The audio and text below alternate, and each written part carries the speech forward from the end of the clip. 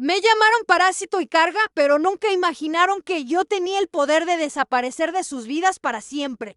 Llevándome conmigo todo lo que ellos creían que les pertenecía, el aire de Guadalajara esa mañana de octubre olía a tierra húmeda y a las flores de cempasúchil que ya comenzaban a adornar las casas para el Día de Muertos. Desde la ventana de la cocina podía ver cómo el sol se filtraba entre las jacarandas del patio, creando sombras danzantes sobre las baldosas de Talavera que yo misma había elegido y pagado años atrás. El sonido familiar de los camiones de gas resonaba a lo lejos, mezclándose con el canto de los pájaros y el murmullo constante de la ciudad que despertaba. Pero esa tranquilidad matutina se rompió cuando escuché a mi nuera Sofía hablando por teléfono en la sala con esa voz que creía que yo no podía oír desde la cocina. Ya no aguanto más a la vieja. Mamá, se cree la dueña de todo solo porque es la casa de su difunto esposo. Nos tiene aquí como si fuéramos sus empleados y encima tenemos que mantenerla. Es una carga.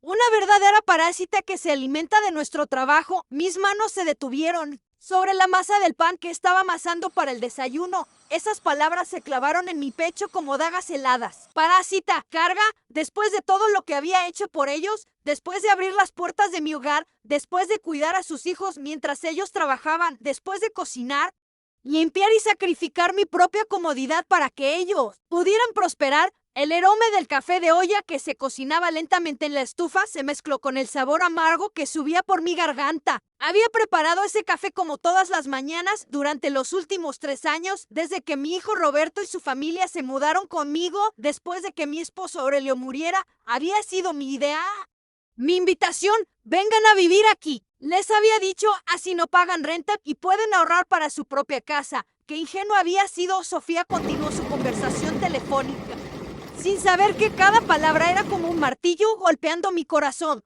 No, mamá, no es que llama a la persona, pero ya tiene 72 años. ¿Cuánto tiempo más vamos a tener que cargar con ella? Roberto no se atreve a decirle nada porque es su mamá, pero yo ya no puedo más. Los niños necesitan su propio espacio y nosotros también. Me quedé ahí parada con las manos cubiertas de harina, sintiendo como el mundo que había construido con tanto amor se desmoronaba a mi alrededor. El tic-tac del reloj de pared que había heredado de mi madre parecía marcar cada segundo de mi humillación. Ese reloj había sido testigo de tantas alegrías en esta casa. Las primeras palabras de mis hijos, las celebraciones navideñas, los cumpleaños, las reuniones familiares donde yo era el centro. La matriarca respetada y querida, cuando había cambiado todo, cuando me había convertido de la señora de la casa en una carga. Recordé las palabras de mi comadre Elena la semana pasada, cuando me había advertido sobre los riesgos de vivir con los hijos casados. Mira, Esperanza, me había dicho mientras tomábamos café en su cocina, por más que sean tus hijos, cuando se casan, las cosas cambian. La nuera siempre va a ver a la suegra como una intrusa en su territorio. Yo había defendido a Sofía entonces. No, Elena, ella no es así. Sofía me respeta, me ayuda con todo. Somos como madre e hija. Que siga había estado. Qué tonta. El sonido de los pasos de mis nietos bajando las escaleras me sacó de mis pensamientos. Daniela, de 8 años, y Mateo, de 5, aparecieron en la cocina con sus uniformes escolares arrugados y el cabello despeinado. Como siempre, corrieron hacia mí en busca de su desayuno. Abuela, ¿ya está listo el pan?, preguntó Daniela, abrazándome por la cintura con esa espontaneidad que solo tienen los niños allí. Mi amor, ya casi, le respondí, tratando de que mi voz no delatara el dolor que sentía. Estos niños no tenían la culpa de nada. Ellos sí me querían de verdad, sin condiciones.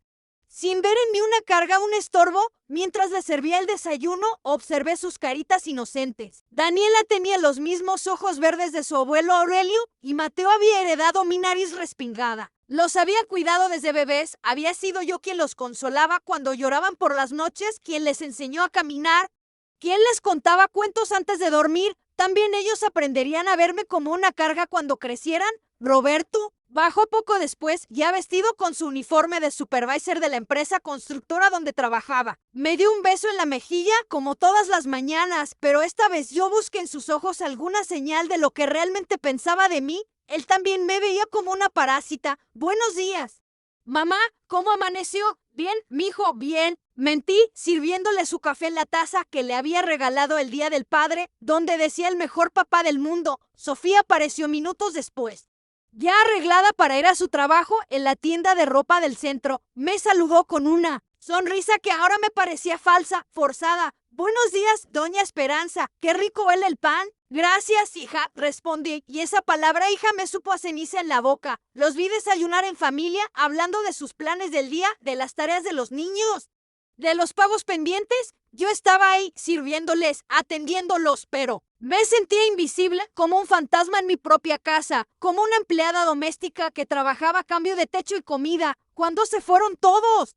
La casa quedó sumida en un silencio que me resultó ensordecedor. Me senté en mi silla favorita de la sala, esa mecedora de madera que Aurelio me había regalado cuando nació Roberto, y por primera vez en mucho tiempo me permití llorar. Las lágrimas rodaron por mis mejillas mientras miraba las fotografías familiares que adornaban la repisa. Ahí estaba yo en mi boda, radiante y llena de sueños. Ahí estaba con mis hijos pequeños, siendo el centro de su mundo. Ahí estaba con Aurelio en nuestro último aniversario, todavía sintiéndome amada y valorada. ¿Cómo había llegado a este punto? ¿Cómo había permitido que me vieran como una carga cuando yo había dado todo por esta familia? Pero mientras las lágrimas caían, algo más comenzó a crecer en mi pecho. No era solo dolor, no era solo tristeza. Era algo más fuerte, más determinante. Era la semilla de una decisión que cambiaría todo para siempre, porque si ellos me veían como una parásita, si creían que era una carga, entonces tal vez era hora de demostrarles lo que realmente significaba mi presencia en sus vidas y lo que significaría mi ausencia esa tarde mientras esperaba que regresaran de sus trabajos. Me dediqué a recordar cómo había llegado a esta situación. No había sido de un día para otro. Todo había comenzado 3 años atrás, cuando Aurelio murió de un infarto fulminante mientras podaba los rosales del jardín. La casa se había sentido demasiado grande y silenciosa sin él. 45 años de matrimonio no se olvidan fácilmente y cada rincón me recordaba su presencia. El sillón donde veía las noticias por las tardes, la mesa del comedor donde jugábamos dominó los domingos, la cama que de repente se sintió inmensa y fría. Roberto había sido muy atento durante esos primeros meses de viudez. Venía todos los días después del trabajo, me traía mandado del mercado, se aseguraba de que estuviera bien. Fue él quien sugirió que se mudaran conmigo en mamá. No tiene sentido que esté sola en esta casa tan grande y nosotros pagando renta en ese departamentito del centro. Los niños tendrían más espacio aquí y usted tendría compañía. Es lo mejor para todos. En ese momento me había parecido una bendición. La casa de la colonia americana donde habíamos vivido Aureli y yo tenía 4 recámaras, 2 baños completos, una cocina amplia y un patio trasero donde los niños podrían jugar. Habíamos trabajado toda la vida para comprarla y mantenerla. Aurelio había sido chofer de una empresa de transportes durante 30 años. Y yo había cosido ropa por las tardes para complementar el ingreso familiar. Cada peso que habíamos invertido en esa casa había sido con sacrificio. Recordaba las noches en que me quedaba despierta hasta las 2 de la madrugada terminando vestidos para las señoras del barrio. Mientras Aurelio dormía, después de manejar todo el día por las carreteras de Jalisco, los fines de semana que habíamos pasado pintando paredes, arreglando tuberías, plantando los árboles frutales del patio. Cuando Roberto y su familia se mudaron, yo había sentido que la casa volvía a tener vida. Los gritos de alegría de los niños corriendo por los pasillos, el sonido de la televisión en las tardes, las conversaciones durante las comidas. Me había ilusionado pensando que tendríamos esas cenas familiares que siempre había soñado, donde todos nos sentaríamos alrededor de la mesa a compartir el día. Al principio todo había funcionado bien. Yo me encargaba de la casa mientras ellos trabajaban. Levantarme a las 5 de la mañana para preparar el desayuno no me molestaba. Siempre había sido madrugadora. Hacer las camas, lavar la ropa, limpiar los baños, preparar la comida para cuando regresaran. Era lo que había hecho toda mi vida y me daba propósito sentirme útil. Los primeros meses, Sofía parecía agradecida. Me decía que era una bendición tenerme ahí, que no sabía cómo le haría sin mi ayuda con los niños cuando Daniela se enfermaba. Era yo quien se quedaba con ella, quien le daba las medicinas, quien la consolaba cuando Mateo tuvo pesadillas durante semanas. Fui yo quien se levantaba en las madrugadas para calmarlo y llevarlo de vuelta a su cama. Roberto me daba dinero para los gastos de la casa, pero yo siempre terminaba poniendo de mi pensión para completar la luz, el gas, el agua, la comida para 5 personas, los útiles escolares de los niños, la gasolina del carro que usaban. Mi pensión de viuda no era mucha, apenas 8,000 pesos al mes. pero yo la estiraba como podía. Había vendido algunas de mis joyas para comprar la lavadora nueva cuando la vieja se descompuso. Había usado mis ahorros para pagar la reparación del techo cuando se filtró el agua en la temporada de lluvias. Nunca les había dicho nada a ellos sobre estos gastos extras. Pensaba que era mi contribución a la familia, mi forma de demostrar que no era una carga, que equivocada había estado poco a poco. Las cosas habían comenzado a cambiar. Sofía dejó de preguntarme si necesitaba algo cuando iba al súper. Roberto dejó de platicarme sobre su trabajo durante las cenas. Los niños empezaron a pasar más tiempo en sus cuartos con sus tablets y menos tiempo conmigo en la sala viendo las telenovelas. Yo seguía haciendo todo lo mismo, levantarme temprano, preparar el desayuno, arreglar la casa, cuidar a los niños. Cuando llegaban de la escuela, ayudarles con las tareas, preparar la cena. Pero ya no recibía las sonrisas de agradecimiento de antes, ya no me incluían en las conversaciones familiares. Gradualmente, me había convertido en parte del mobiliario. Punto de quiebre había llegado el mes pasado cuando Sofía invitó a sus padres a comer un domingo. Yo había preparado mole poblano desde el sábado, había limpiado la casa de arriba abajo, había puesto la mesa con la vajilla buena que había heredado de mi madre, pero cuando llegaron los invitados, Sofía los recibió como si fuera la dueña de la casa. Pasen, pasen, están en su casa, les había dicho, guiándolos a la sala que yo había arreglado especialmente para la ocasión durante toda la comida.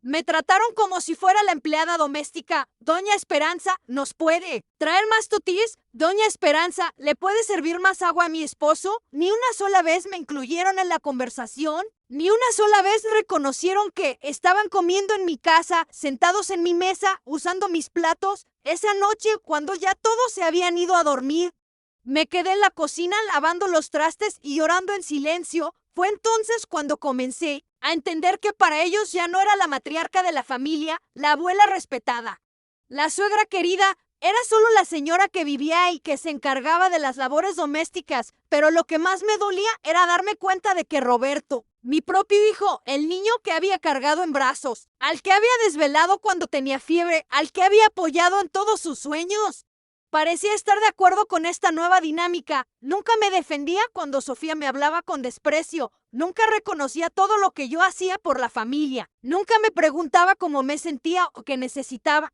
Había criado a un hijo que ahora me veía como una obligación, como algo que tenía que soportar por ser lo correcto. Y eso dolía más que cualquier insulto que pudiera recibir de Sofía. Mientras recordaba todo esto, sentada en mi mecedora, escuchando el silencio de la casa vacía, me di cuenta de que había llegado el momento de tomar una decisión. No podía seguir viviendo como una extraña en mi propia casa, como una empleada no remunerada, como una carga que todos toleraban por obligación. Tenía 72 años, pero todavía tenía dignidad. Todavía tenía opciones y tal vez era hora de recordarles a todos lo que realmente significaba tenerme en sus vidas y lo que significaría perderme para siempre. El sonido de las llaves en la puerta me sacó de mis pensamientos. Habían regresado y yo tenía que decidir si seguiría fingiendo que no había escuchado nada esa mañana o si comenzaría a planear mi salida de esta situación. Pero una cosa tenía clara, las cosas no podían seguir igual. Los días siguientes fueron como caminar sobre cristales rotos. Cada gesto, cada palabra, cada mirada la analizaba buscando confirmación de lo que había escuchado y la encontré en los detalles más pequeños.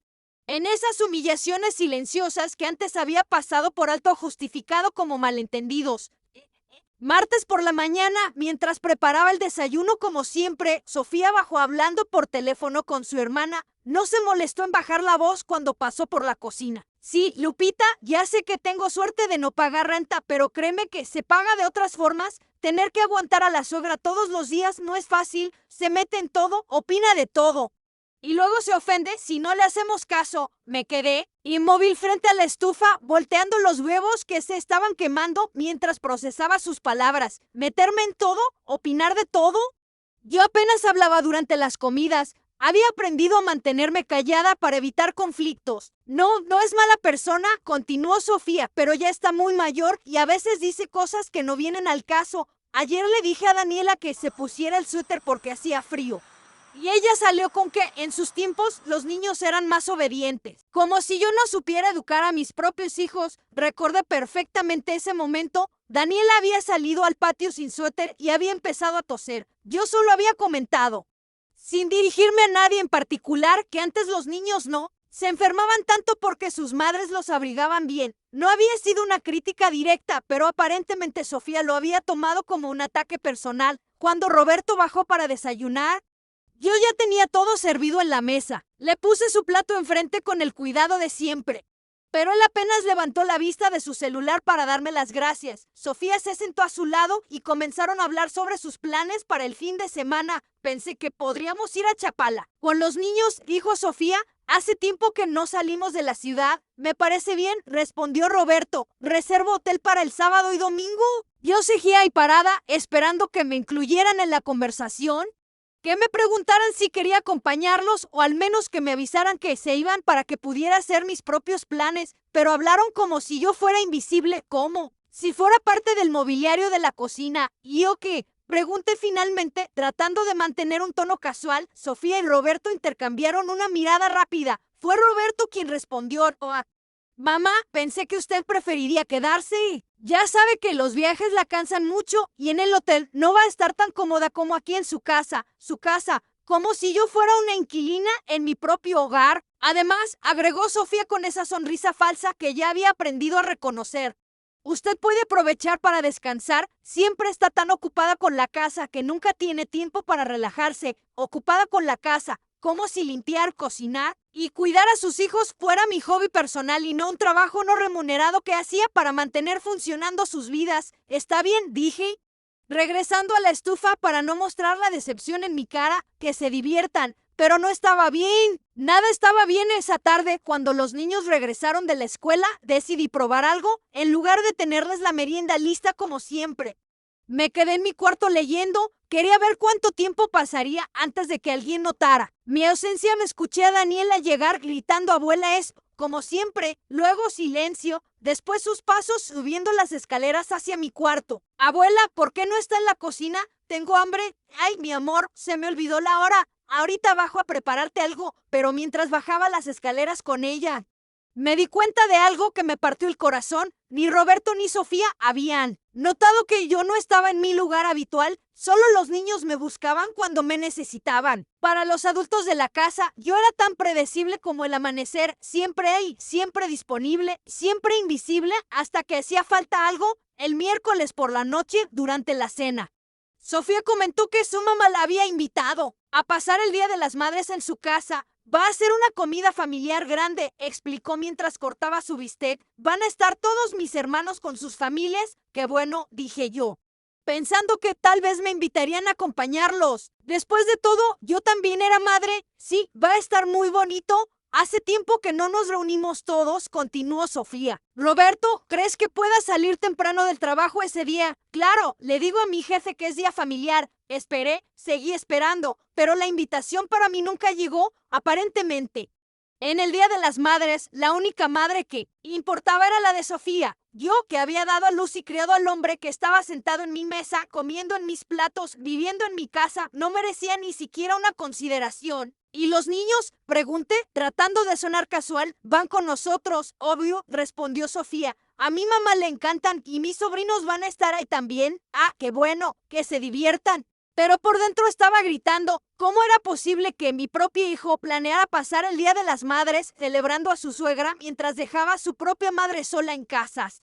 Cuando había dejado de importar para él, esa noche, después de que todos se fueron a dormir, me senté en la sala a ver las fotografías familiares. Ahí estaba Roberto de bebé en mis brazos. Ahí estaba en su graduación de la secundaria, abrazándome y diciéndome que era la mejor mamá del mundo. Ahí estaba en su boda, bailando conmigo la canción de las mañanitas que siempre le cantaba en sus cumpleaños. ¿Dónde había quedado ese hijo que me adoraba? Cuando había comenzado a verme como un estorbo en lugar de como la mujer que había sacrificado todo por él. El jueves por la mañana, mientras tendía la ropa en el patio, escuché a Sofía hablando con la vecina por encima de la barda. ¡Ay, comadre! No sabe lo difícil que es vivir con la suegra. Por más que una trate de llevarse bien, Siempre, roces, y Roberto no entiende por qué para él su mamá es una santa. Ay, sí, yo pasé por lo mismo cuando vivíamos con mi suegra. Respondió la vecina. Al final tuvimos que buscar nuestra propia casa. La convivencia diaria es muy pesada, exacto. Una cosa es visitarla los domingos y otra muy diferente es tenerla ahí todos los días opinando sobre cómo educar a los niños, cómo organizar la casa. ¿Qué cocinar? Ya no aguanto. Mis manos temblaron mientras colgaba una de las camisas de Roberto. Ahí estaba la confirmación de todo lo que había sospechado. No solo me veían como una carga, sino que activamente buscaban la forma de deshacerse de mí, pero lo que más me dolió fue darme cuenta de que tenían razón en una cosa. Yo sí opinaba sobre todo, pero no porque quisiera molestar o controlar, sino porque durante 50 años había sido la encargada de tomar las decisiones del hogar. Era difícil dejar de ser la matriarca de un día para otro y convertirme en una invitada silenciosa en mi propia casa. Sin embargo, si eso era lo que querían, si querían que desapareciera de sus vidas, tal vez era hora de darles exactamente lo que pedían, pero no de la forma que ellos esperaban. Esa tarde, mientras esperaba que regresaran del trabajo, tomé una decisión que cambiaría todo para siempre. No iba a seguir siendo la víctima silenciosa de esta situación, no iba a seguir mendigando amor y respeto en mi propia casa. Era hora de recordarles quién era realmente Esperanza Morales y lo que significaba perderme para siempre. El viernes por la noche llegó el momento que marcaría el punto de no retorno. Había estado esperando a que Roberto regresara del trabajo para hablar con él sobre lo que había escuchado durante la semana. Necesitaba darle la oportunidad de explicarse, de demostrarme que yo había malinterpretado las cosas, que todavía había lugar para mí en esta familia. Cuando escuché su camioneta en la entrada, respiré profundo y me armé de valor. Lo esperé en la sala, sentada en mi mecedora, con las manos entrelazadas sobre el regazo como había hecho tantas veces cuando él era niño y necesitábamos hablar de algo importante. Mi hijo, le dije cuando entró, ¿podemos platicar un momento? Roberto se veía cansado después de un día largo en la obra. Se aflojó la corbata y se sentó en el sillón frente a mí, pero pude notar cierta tensión en su postura. Como si ya supiera que la conversación no sería fácil. Claro, mamá, he estado pensando mucho estos días. Comencé, eligiendo mis palabras cuidadosamente. Siento que las cosas han cambiado entre nosotros, que ya no soy bienvenida en mi propia casa. Vi cómo sus ojos se desviaron hacia la escalera, probablemente esperando que Sofía apareciera en cualquier momento. Esa reacción me confirmó que sabía exactamente de qué le estaba hablando. No diga eso, mamá, esta es su casa, usted lo sabe. ¿En serio, Roberto? Porque últimamente me siento como una empleada doméstica que trabaja a cambio de techo y comida. Nadie me incluye en los planes familiares, nadie me pregunta mi opinión sobre nada y cuando hablo pareciera que estorbo. Roberto se pasó las manos por el cabello, un gesto que hacía desde niño cuando se sentía incómodo. Mamá, no es eso, es solo que, bueno, usted sabe que Sofía y usted a veces no se entienden muy bien. ¿Y tú de qué lado estás, Roberto? La pregunta quedó flotando en el aire como una bomba a punto de explotar. Vi cómo mi hijo luchaba internamente, cómo pesaba sus palabras antes de responder. Y en ese silencio, en esa duda, ya tenía mi respuesta. Mamá, no se trata de tomar lados, se trata de que todos podamos convivir en paz. ¿Convivir en paz? Eso significa que yo tengo que quedarme callada, hacer todo el trabajo de la casa, cuidar a tus hijos y no opinar sobre nada para no molestar a tu esposa. ¿No es eso, mamá? Entonces dime qué es. Roberto, dime exactamente cuál es mi lugar en esta familia. Fue en ese momento cuando Sofía apareció en la sala. Había estado escuchando desde la escalera y decidió unirse a la conversación sin que nadie la invitara. Doña Esperanza, creo que está exagerando las cosas, dijo con esa voz condescendiente que usaba cuando quería parecer razonable. Nadie ha dicho que no sea bienvenida aquí. Ah, ¿no? Entonces explícame, porque ayer escuché que le decías a tu hermana que ya no aguantabas vivir conmigo, que era una carga y una parásita. El silencio que siguió fue ensordecedor. Vi cómo Sofía palideció y cómo Roberto la miró con una expresión de sorpresa y molestia, pero lo que vino después fue peor que cualquier grito o insulto. Sofía se enderezó, alzó la barbilla con esa arrogancia que había estado ocultando durante 3 años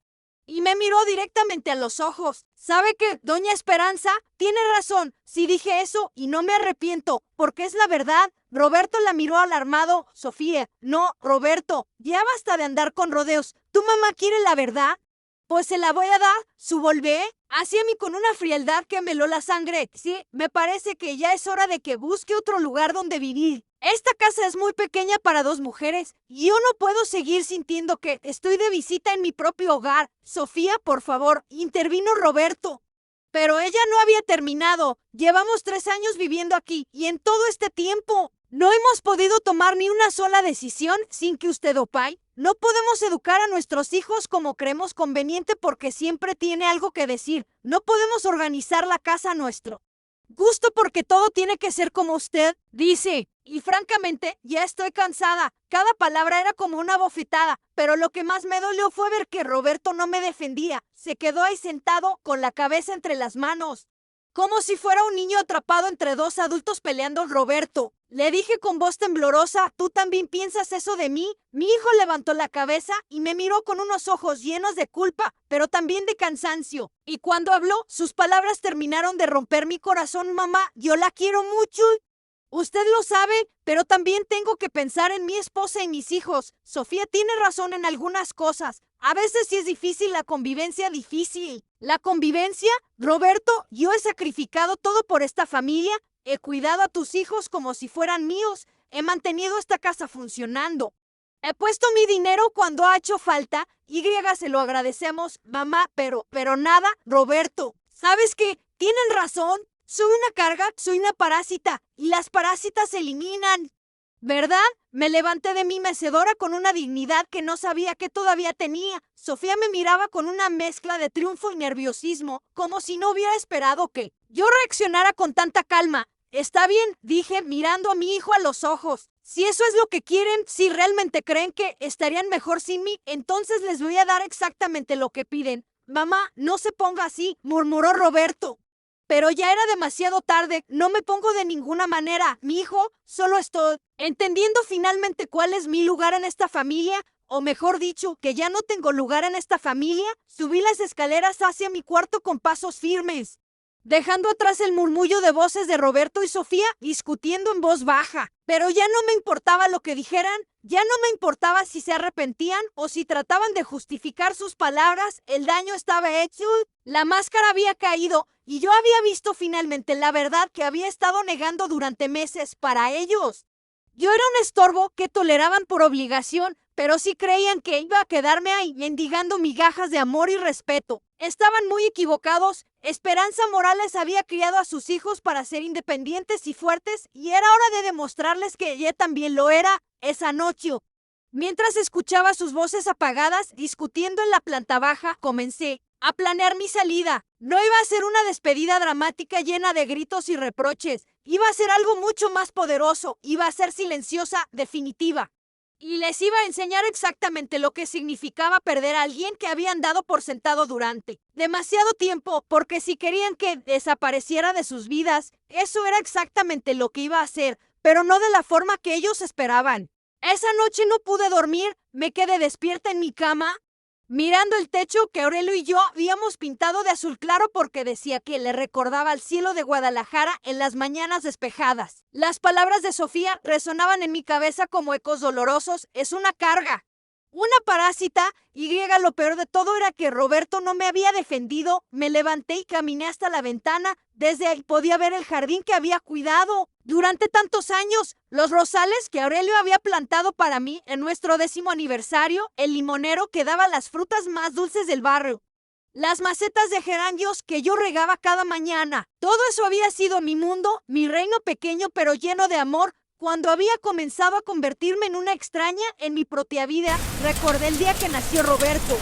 Hace 43 años había sido un parto difícil, de esos que te marcan para siempre. Estuve en trabajo de parto durante 18 horas en el hospital civil, agarrando la mano de Aurelio hasta dejarse enamorada. Cuando finalmente escuché el llanto de mi bebé, sentí que mi corazón se expandía de una forma que no sabía que era posible. Es un varón, señora Morales, me había dicho la partera, poniéndome ese pequeño ser arrugado y perfecto sobre el pecho. Un niño muy sano. Aurelio había llorado, mi esposo. Ese hombre fuerte que manejaba camiones de carga por todo el país había llorado como un niño al ver a su hijo. Su va a llamar Roberto, había dicho, como mi papá. Iba a ser un hombre de bien durante los primeros años de Roberto. Yo había sido su mundo entero, era yo quien lo consolaba cuando lloraba, quien le cantaba para que se durmiera, quien se desvelaba cuando tenía fiebre. Cuando comenzó a caminar, sus primeros pasos fueron hacia mí. Cuando aprendió a hablar, mamá fue su primera palabra. Lo recordaba a los 5 años, corriendo hacia mí cada tarde cuando regresaba del kinder, gritando mami. Mami, con esa alegría pura que solo tienen los niños, me abrazaba las piernas con tanta fuerza que a veces me hacía tambalear y me contaba todo lo que había hecho en la escuela mientras yo preparaba la merienda. Mami, hoy la maestra nos enseñó los números y yo ya me sé hasta el 10, me decía con orgullo, trepándose a una silla para estar a mi altura mientras yo cortaba fruta. ¿En serio, mi amor? ¿Y cuál es tu número favorito? El 2, porque somos tú y yo. Esos recuerdos me partían el alma ahora. ¿Dónde había quedado ese niño que me veía como su heroína? Cuando había comenzado a verme como una obligación, pensé en todos los sacrificios que había hecho por él. Cuando tenía 12 años y quería entrar al equipo de fútbol de la escuela, yo había trabajado horas extras cosiendo para poder pagarle los tenis y el uniforme. Cuando se graduó de la preparatoria y quería estudiar ingeniería, Aureli y yo habíamos vendido nuestro carro para poder pagar la colegiatura de la universidad durante 5 años. Mientras Roberto estudiaba, yo me levantaba a las 4 de la mañana para hacer tamales que vendía en la esquina de la escuela primaria del barrio. Aurelio salía más temprano a trabajar para hacer viajes extras los fines de semana. Yo lavaba y planchaba ropa ajena para sacar unos pesos extra, todo para que nuestro hijo pudiera tener la educación que nosotros nunca tuvimos. Recordé las noches en que Roberto llegaba tarde de la universidad, cansado y estresado por los exámenes. Yo lo esperaba despierta con un plato de comida caliente y una sonrisa. Sin importar qué tan agotada estuviera después de trabajar todo el día, gracias. Mami, me decía siempre, no sé qué haría sin usted. Cuando se recibió de ingeniero, fue el día más orgulloso de mi vida. Ver a mi hijo subir al estrado para recibir su título, saber que todo nuestro esfuerzo había valido la pena, sentir que habíamos logrado darle las herramientas para un futuro mejor. Esa noche, en la pequeña fiesta que organizamos en la casa, Roberto me había abrazado frente a todos los invitados. Todo lo que soy se lo debo a mi mamá. Había dicho con lágrimas en los ojos, ella es la mujer más fuerte y generosa que conozco. ¿Dónde había quedado ese hombre agradecido? Cuando había comenzado a verme como un estorbo en lugar de como la mujer que había sacrificado todo por él. Cuando conoció a Sofía, yo había estado feliz por él. Era una muchacha bonita, trabajadora, que parecía quererlo de verdad. En la boda, cuando bailamos la canción tradicional de madre y hijo, Roberto me había susurrado al oído, gracias por todo, mami. Ahora voy a cuidar a mi esposa como usted me enseñó a cuidar a las mujeres. Los primeros años de su matrimonio habían sido buenos. Sofía me trataba con respeto. Me incluía en las decisiones familiares, parecía valorar mi experiencia como madre. Cuando nació Daniela, fue yo quien se quedó con ellos las primeras semanas para ayudar con el bebé. Sofía me decía que era una bendición tenerme cerca, que no sabía cómo le haría sin mi ayuda. Doña Esperanza, usted es como la mamá que siempre quise tener, me había dicho una vez mientras yo cargaba a Daniela para que ella pudiera descansar. Mis hijos van a ser muy afortunados de tener una abuela como usted. Cuando había cambiado todo, cuando había comenzado a verme como una amenaza en lugar de como una aliada, tal vez había sido Greyjoy. Tal vez cada comentario mío sobre cómo cuidar a los niños, cada sugerencia sobre la casa, cada historia sobre cómo se hacían las cosas antes había sido como una gota de agua que poco a poco había llenado el vaso de su paciencia hasta hacerlo derramar. Pero yo no había hecho esas cosas por molestar. Las había hecho porque durante 50 años había sido la encargada de tomar las decisiones del hogar, porque tenía experiencia criando hijos, porque me importaba el bienestar de mi familia. Era tan terrible querer ayudar, era tan malo compartir lo que había aprendido en la vida. Pensé en Aurelio y en lo que me diría si estuviera aquí. Mi esposo siempre había sido un hombre sabio, de esos que pensaban mucho antes de hablar. Recordé una conversación que habíamos tenido años atrás, cuando Roberto ya estaba casado pero aún no vivía con nosotros. Esperanza me había dicho una tarde mientras tomábamos café en el patio. Tienes que aprender a soltar a nuestro hijo. Ya no es el niño que dependía de nosotros para todo. Ahora tiene su propia familia y nosotros tenemos que respetar eso. Pero es que a veces veo que cometen errores que nosotros ya cometimos. Le había respondido, no es normal querer ayudarlos a evitar esos problemas. Sí, mi amor. Pero también es normal que ellos quieran cometer sus propios errores y aprender de ellos. Esa es la única forma de crecer. En ese momento no había entendido completamente sus palabras. Ahora, sentada en la oscuridad de mi cuarto, con el corazón roto por las palabras de mi nuera y la traición silenciosa de mi hijo, comenzaba a comprender lo que Aurelio había tratado de decirme. Tal vez yo sí me había aferrado demasiado. Tal vez sí había tratado de seguir siendo la matriarca cuando ya era hora de pasar la estafeta. Tal vez mi amor de madre había sido tan intenso que se había vuelto asfixiante sin que yo me diera cuenta. Pero eso no justificaba la crueldad de sus palabras. Eso no justificaba que me trataran como una empleada en mi propia casa. Eso no justificaba que mi propio hijo no me defendiera cuando su esposa me insultaba. Las lágrimas comenzaron a rodar por mis mejillas mientras abrazaba la almohada que todavía olía al perfume de Aurelio. Me sentía completamente sola, más sola de lo que me había sentido, ni siquiera cuando él murió, porque cuando enviudé, sabía que tenía a Roberto, sabía que no estaba completamente sola en el mundo. Ahora me daba cuenta de que sí lo estaba, que el hijo por el que había dado todo ya no me veía como su madre, sino como una carga que tenía que soportar por obligación. Pero en medio de ese dolor, algo más comenzó a crecer en mi pecho.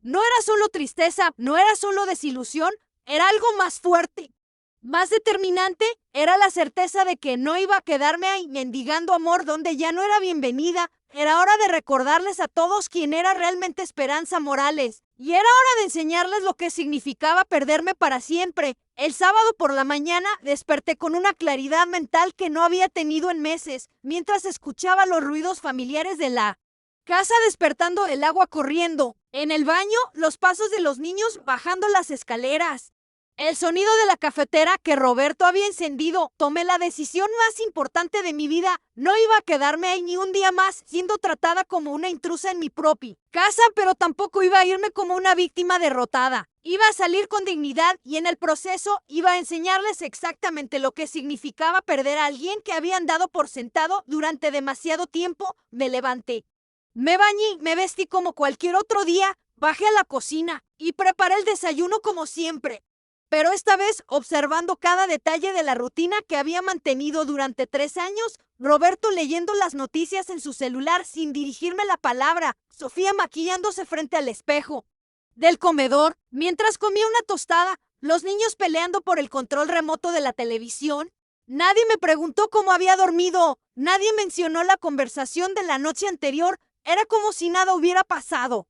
Como si mis sentimientos no importaran lo suficiente como para merecer una disculpa o al menos una explicación. Cuando se fueron todos, me senté en la mesa del comedor con una libreta y un bolígrafo. Era hora de hacer un inventario de mi vida. Primero, escribí todo lo que tenía mi nombre, la casa, obviamente, que estaba escriturada únicamente bajo mi nombre desde que Aurelio murió, mi cuenta de banco con los ahorros que había acumulado durante años, los muebles, los electrodomésticos, las joyas que había heredado de mi madre, el carro que Aurelio y yo habíamos comprado y que ahora usaba Roberto como si fuera suyo después.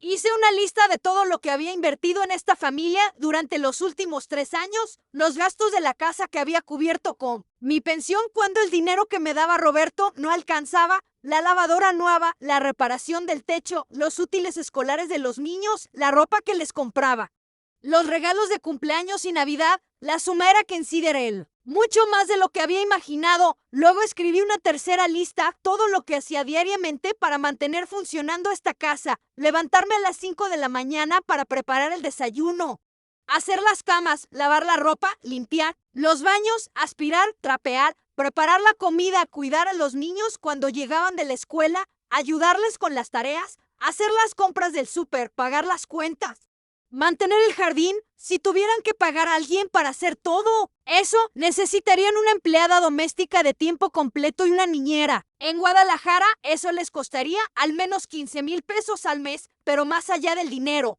estaba todo lo emocional que yo aportaba a esta familia. Era yo quien consolaba a Daniela cuando tenía pesadillas. Era yo quien ayudaba a Mateo con sus dibujos para la escuela. Era yo quien recordaba los cumpleaños, quien organizaba las celebraciones, quien mantenía vivas las tradiciones familiares. Realmente creían que todo eso se podía reemplazar fácilmente. Esa tarde, mientras ellos estaban en su paseo a Chapala, el viaje del que me habían excluido deliberadamente, comencé a hacer llamadas telefónicas. La primera fue a mi comadre Elena.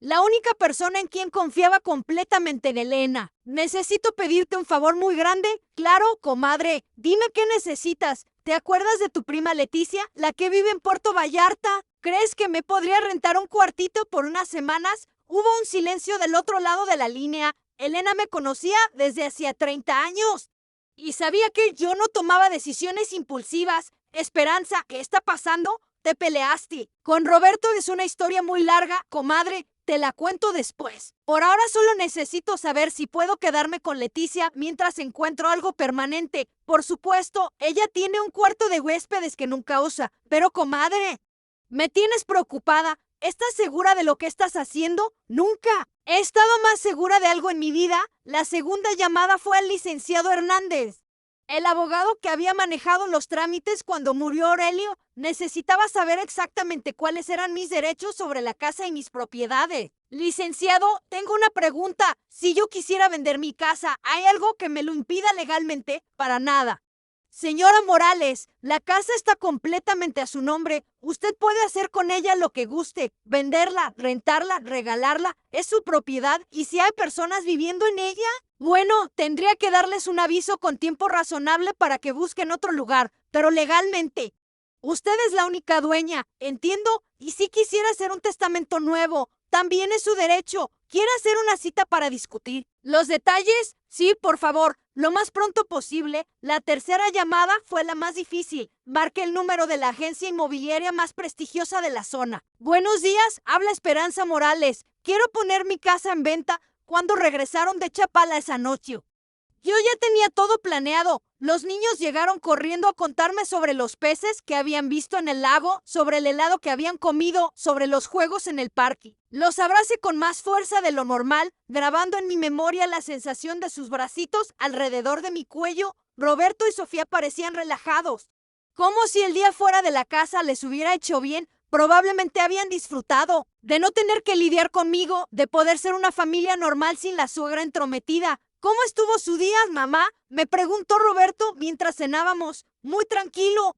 Mi hijo, muy productivo. No mentía. Había sido el día más productivo que había tenido en años. Esa noche, después de que todos se fueron a dormir, me quedé despierta organizando mis documentos importantes. Mi acta de nacimiento, mi acta de matrimonio, el acta de defunción de Aurelio, las escrituras de la casa, los estados de cuenta del banco, todo lo que necesitaría para mi nueva vida. También escribí 3 cartas, una para Roberto, una para los niños y una para Sofía. No iban a ser cartas llenas de reproches o reclamos, iban a ser cartas de despedida dignas donde les explicaría mi decisión sin humillarlos, pero también sin dejar dudas sobre las razones. El lunes por la mañana, cuando todos se fueran a trabajar y a la escuela, comenzaría a ejecutar mi plan. No iba a ser una huida dramática en medio de la noche. Iba a ser una salida planeada, organizada, definitiva, porque si querían que desapareciera de sus vidas.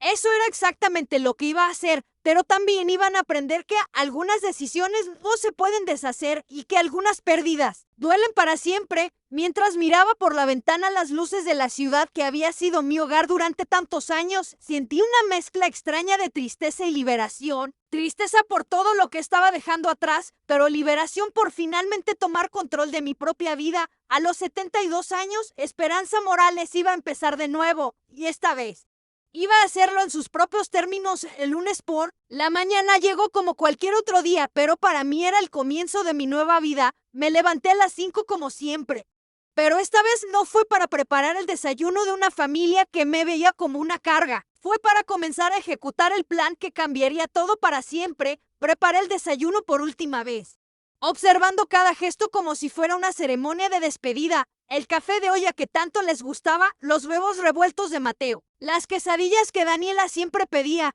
todo perfecto como siempre había sido. Cuando bajaron, actuaron como si nada hubiera pasado el viernes por la noche. Roberto me dio su beso rutinario en la mejilla, Sofía me saludó con esa sonrisa falsa que ya conocía tan bien, y los niños me abrazaron con el cariño genuino que solo ellos me daban. Que tengan buen día, les dije mientras se iban, y por primera vez en mucho tiempo lo dije de corazón. porque después de todos íbamos a tener días muy diferentes. En cuanto escuché que la camioneta de Roberto se alejaba, comencé a moverme. Tenía exactamente 8 horas antes de que regresaran y cada minuto contaba. Lo primero que hice fue llamar a Elena. Comadre, ya hablé con Leticia. Dice que puedes llegar cuando quieras.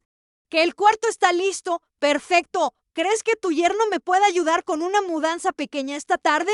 Por supuesto. Pero Esperanza, ¿estás completamente segura de esto? Nunca he estado más segura de algo en mi vida. Elena, la segunda llamada fue al licenciado Hernández. Licenciado, ¿podría venir a mi casa esta mañana? Quiero firmar los papeles del testamento y también necesito que me ayude con otro asunto legal. Claro, señora Morales, llego en 1 hora. Después comencé a empacar, no todo, solo lo esencial, mi ropa. Mis fotografías más importantes, los documentos, las joyas de mi madre, algunos recuerdos de Aurelio, todo cabía en 2 maletas grandes. 72 años de vida reducidos a lo que realmente importaba. Mientras empacaba, encontré cosas que me hicieron llorar. El primer dibujo que Roberto me había hecho en el kinder, donde aparecíamos él y yo tomados de la mano bajo un sol amarillo, las cartas que me había escrito cuando estudió en la universidad, agradeciéndome por todo mi apoyo. Las fotografías de su boda, donde yo parecía sonriente, orgullosa de mi hijo, creyendo que Sofía sería como una hija para mí. ¿Cómo habíamos llegado a este punto? El licenciado Hernández llegó puntual. Como siempre, era un hombre mayor, de esos abogados de la vieja escuela que todavía creían en hacer las cosas bien. Señora Morales, aquí está el testamento que me pidió. ¿Estás segura de estas decisiones? Leí el documento cuidadosamente.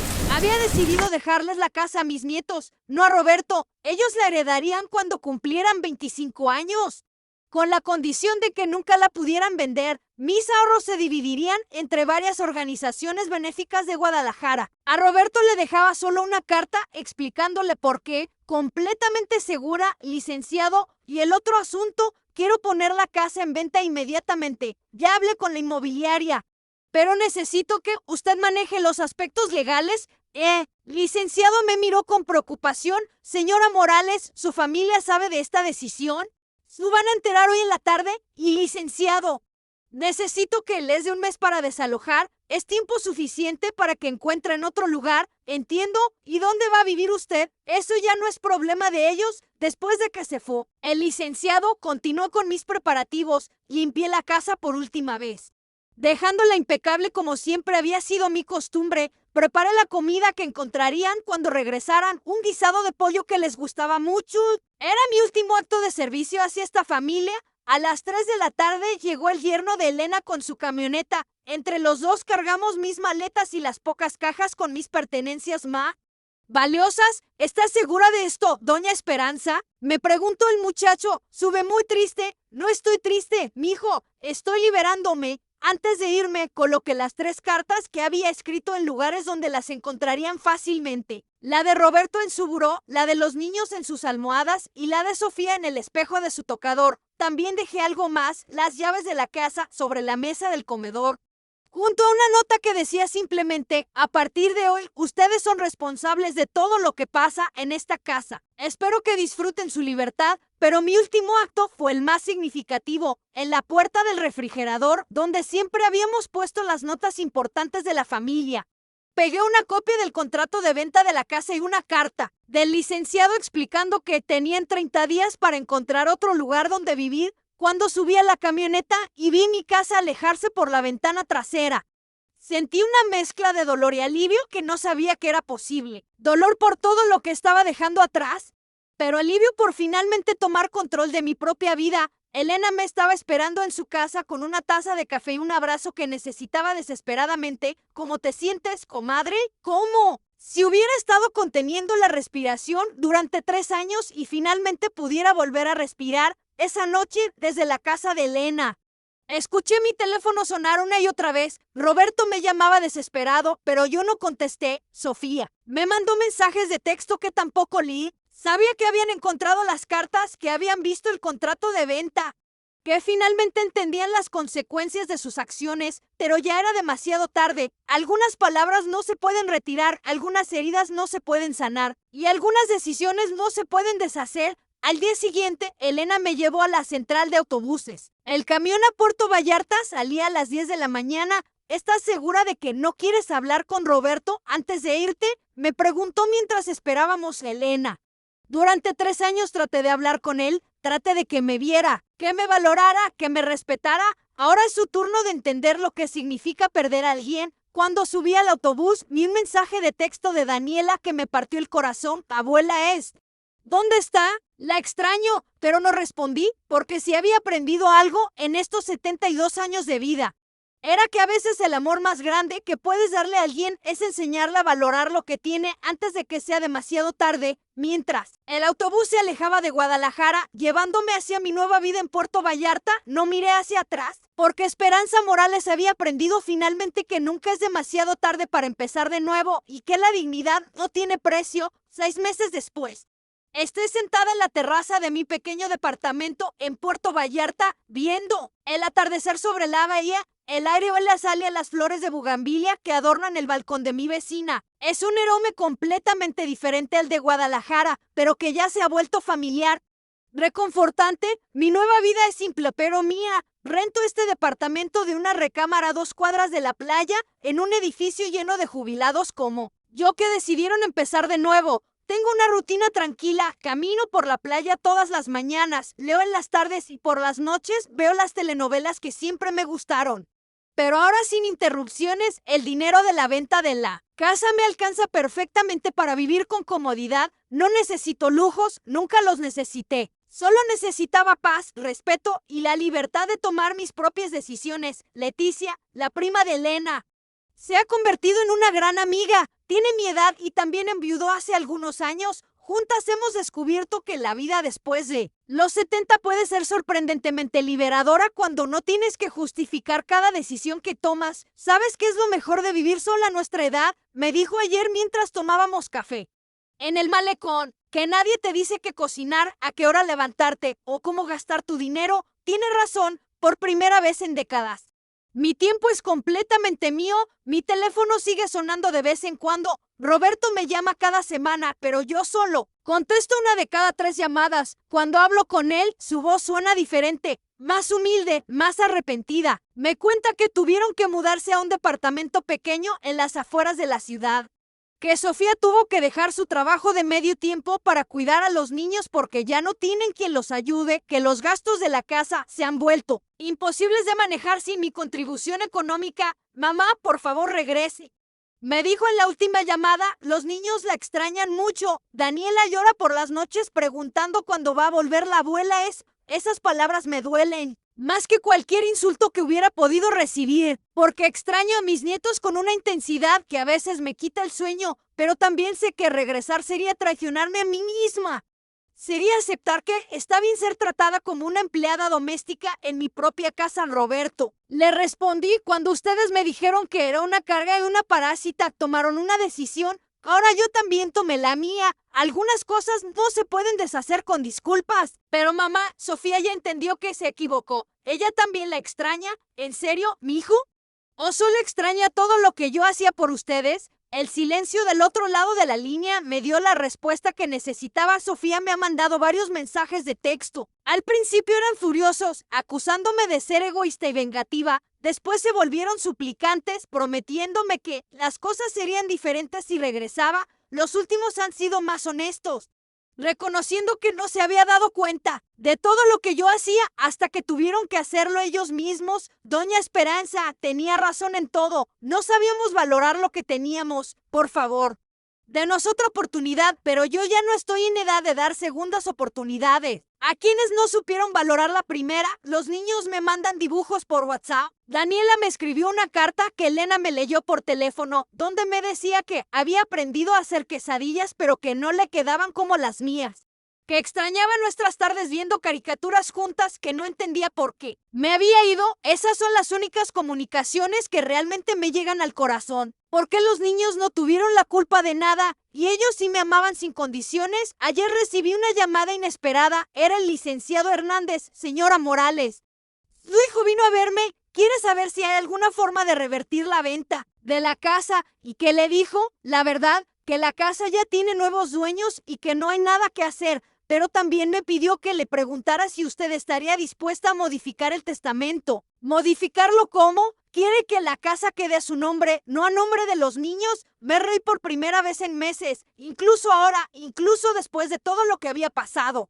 Roberto seguía pensando que podía manipular la situación. A su favor, licenciado, el testamento se queda exactamente como está. Mis nietos heredarán esa casa cuando cumplan 25 años y mientras tanto, nadie más tiene derecho sobre ella. Esta mañana, mientras caminaba por la playa, me encontré con una mujer de mi edad que lloraba sentada en una roca. Se veía perdida, desorientada. Me acerqué a preguntarle si necesitaba ayuda. Es que no sé qué hacer, me dijo entre lágrimas. Mis hijos me dijeron que ya no pueden cuidarme, que tengo que irme a un asilo, pero yo no quiero ir a un asilo. Yo solo quiero seguir siendo útil. La abracé como hubiera querido que alguien me abrazara a mí hace 6 meses. Mi hija, le dije, ser útil no significa que otros tengan derecho a maltratarte. A veces la decisión más útil que puedes tomar es valorarte a ti misma. Hablamos durante 1 hora. Le conté mi historia, ella me contó la suya. Cuando nos despedimos, ya no lloraba. Tenía esa misma expresión de determinación que yo había tenido el día que decidí cambiar mi vida.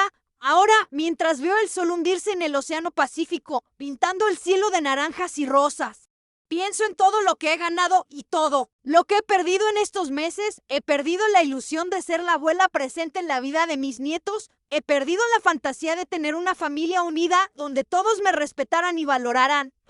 Perdido la casa donde viví los mejores años de mi vida, pero he ganado algo mucho más valioso. He ganado mi dignidad de vuelta. Me llamaron parásito y carga, así que vendí todo y desaparecí sin avisar. Y aunque a veces duele, aunque a veces extraño lo que pudo haber sido, no me arrepiento, porque a los 72 años, Esperanza Morales aprendió que nunca es demasiado tarde para elegir la dignidad sobre la comodidad, el respeto propio sobre el amor condicionado y la paz sobre la familia tóxica. Y esa, tal vez, es la lección más valiosa que podía dejarles a todos, que el amor verdadero nunca humilla, nunca menosprecia y nunca da por sentado a las personas que más lo merecen. El sol ya se ocultó completamente y las primeras estrellas comienzan a aparecer sobre Puerto Vallarta. Mañana será otro día en mi nueva vida, una vida que construí con mis propias decisiones, en mis propios términos y por primera vez en años.